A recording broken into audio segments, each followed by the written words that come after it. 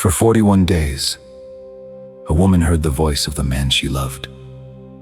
The problem, he was dead. She had regained consciousness at the bottom of a destroyed boat. Her fiancé had vanished into the ocean, and she knew absolutely nothing about sailing. So, who was speaking to her? It was 1983.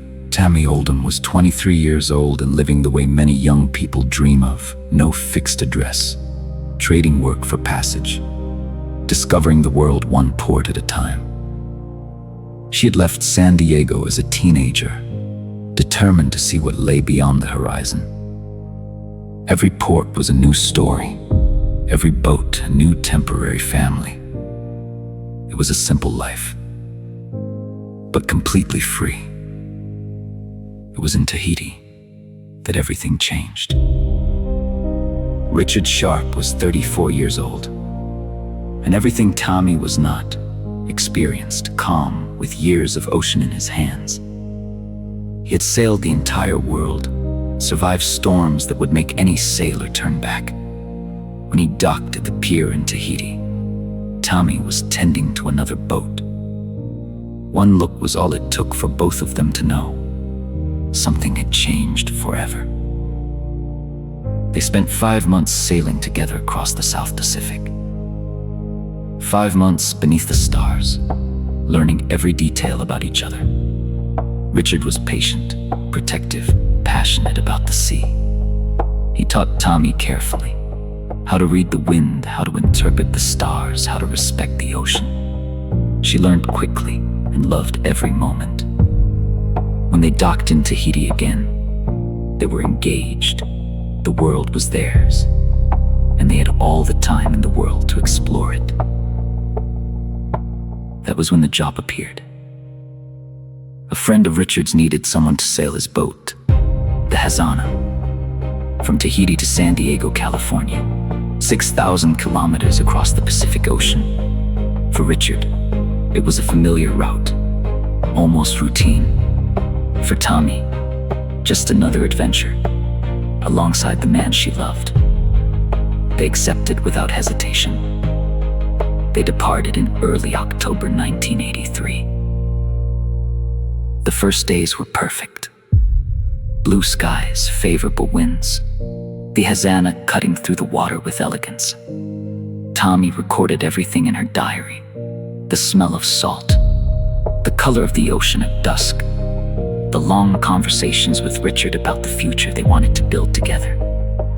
They talked about where they would live, the children they would have, the oceans they still wanted to cross. It was exactly the life they had both chosen, and it seemed like nothing could ever change that. But 2,000 kilometers from shore, something began to shift.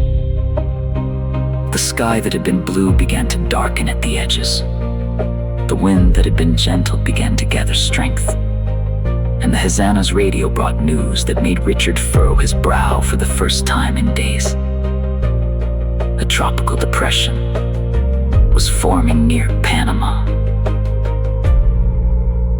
and it was growing fast.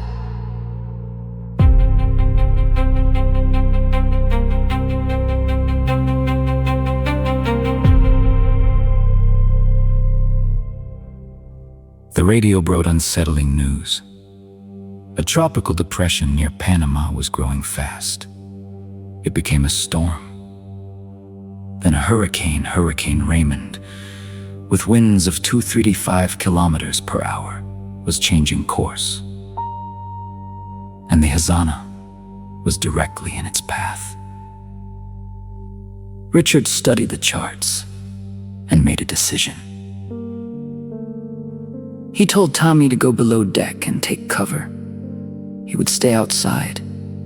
He had more experience, knew the boat. Tami obeyed. She closed the hatch and listened as the wind grew. First a distant howl, then a roar that shook every bolt of the Hazana. That was when she heard Richard scream, "Oh my God!" And then silence. The boat capsized. Tami was hurled against the wall with brutal force, struck her head, and blacked out. Hurricane Raymond had arrived with waves over 10 meters high, destroying everything in its path. Tami didn't open her eyes again for 27 hours. The boat was destroyed. The mast had snapped. The radio and navigation equipment were useless. She was bleeding from her forehead. But what truly paralyzed her wasn't the pain. It was the silence. Richard wasn't in the cabin. She went up to the deck. He wasn't there either. She found his safety line still attached to the boat. On the other end of the line, nothing. Only empty ocean. Richard had vanished. His body would never be found.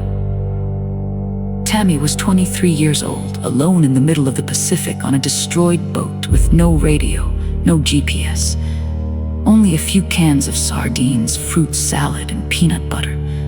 Survival seemed impossible. Anyone would have said so. But then something strange began to happen. In those first days, overtaken by despair and blood loss, Tami began to hear a voice, Richard's voice. It wasn't an echo in her memory. It was clear, present, as if he were right beside her, whispering instructions. Where the sextant was, how to calculate the route, which direction to follow. Things she had never learned, things he knew by heart. Tami didn't know how to navigate. Richard did. And from somewhere, from the depths of memory, from beyond, or from some place science still cannot explain, the instructions came.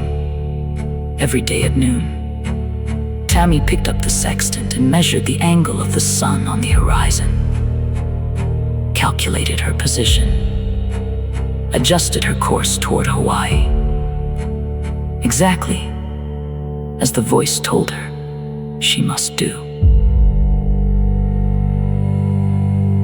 The days passed. 1, 5, 10, 20. The sun rose and set over an infinite and silent ocean. Tami rationed her food with surgical precision. A can of sardines here, a spoonful of peanut butter there.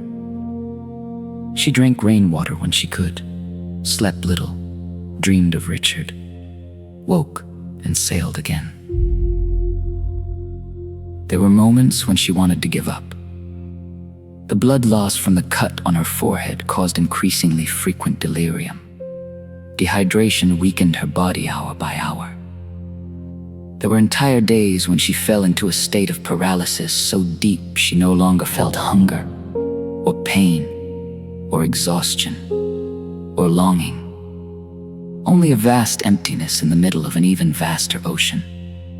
And it was precisely in those moments, the worst ones, the darkest ones, that Richard's voice seemed stronger, closer, more real, as if he knew exactly when she was about to sink for good. And every time she came back, every day at noon, without missing a single time, Tami dragged herself up to the deck, picked up the sextant she had found in the wreckage, and measured the angle of the sun on the horizon, calculated her position on the soaked nautical charts, adjusted the helm toward Hawaii, exactly as Richard had taught her during the 5 months they spent together, exactly as the voice kept telling her she must do. 41 days after the hurricane. On November 22, 1983, a Japanese research vessel spotted a small drifting boat near Hawaii. When the crew approached, they found a young woman alone, exhausted, injured, dehydrated, but alive. Tami had sailed approximately 400 kilometers using only a sextant and nautical charts. No GPS, no radio, no electronic navigation system. No one visible by her side, or almost no one. Years later, In an interview with the Chicago Tribune, Tami was asked about the voices, about how a person who barely knew how to sail had managed to calculate such a precise route.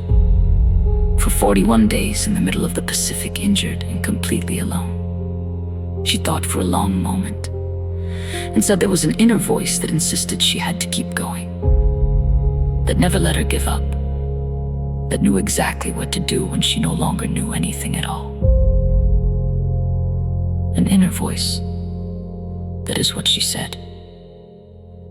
But Tami Oldham had spent only a few months learning to sail alongside Richard.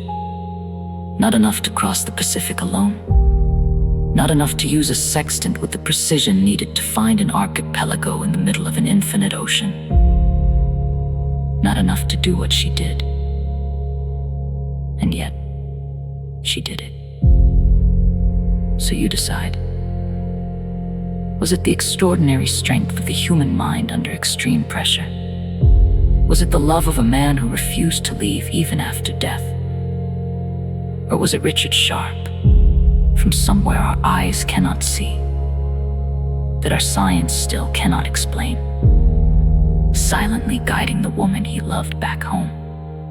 We don't know. Tami made it home. She built a new life, wrote a book, had children. But she never forgot Richard. And Richard was never found. If this story touched something in you, a chill on the back of your neck, a tear you didn't expect, a question that stayed, then you understand why these stories need to be told. Because there are forces in this world that logic cannot reach. People who came back to tell the tale. And perhaps, people who never really left. This was the story of Tami Oldham, guided by the gone.